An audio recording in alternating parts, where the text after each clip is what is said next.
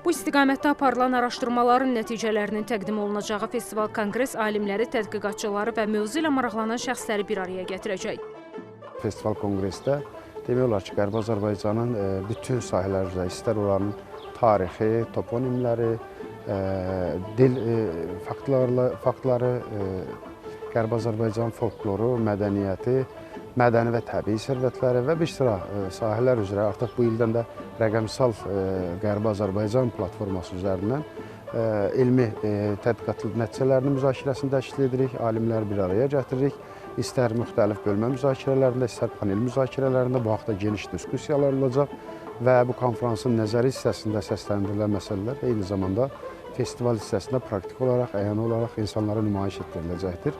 Və bu sayədə biz Qərbi Azərbaycana qayıdış prosesinə əlaqədar olaraq artıq rəsmi saytımız fəaliyyətə göstərib, təşkilat komitəsi yaradılıb. Festival konqresin proqramı yalnız elmi müzakirələrlə məhdudlaşmır. Tədbirin festival hissəsində Qərbi Azərbaycan tarixi yaddaşını və mədəni irsini əks etdirən müxtəlif təqdimatlar yer alacaq. Proqramda bu ilki yeniliklərə də xüsusi yer verilib.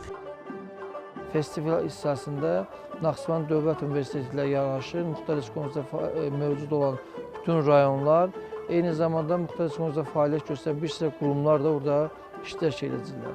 Burada ilk növbədə hər bir qurum və rayonlar üçün ayrıca stendlərin təşkili nəzərdə tutulub və burada da həmin rayonlarda yaşayan, Qərbi Azərbaycanda yaşamış, tarixdə baba torpaqlarından köçmüş şəxslərin orada təqdim elədiyi müxtəlif mədəni nümunələr öz əksini tapacaq.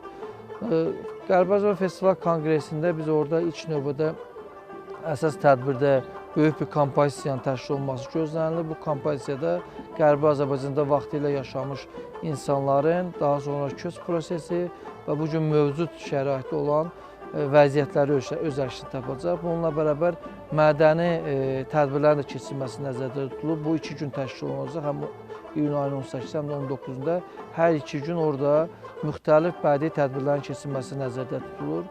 Festival hissəsində əsasən orada Qərbi Azərbaycanın mədəni tarixi abidələrinin sərgisi təşkil olunacaq.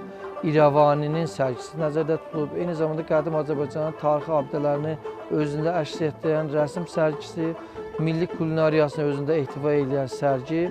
Bu il nəzərdə tutulmuş yeniliklərdən biri də milli kulinariya nümunələrinin təqdimatı zamanı QR kodlar vasitəsilə yemək reseptlərinin öz əksini tapmasıdır. Digər vacib yenilik isə Qərbi Azərbaycana virtual səyahətin təşkil olunmasıdır.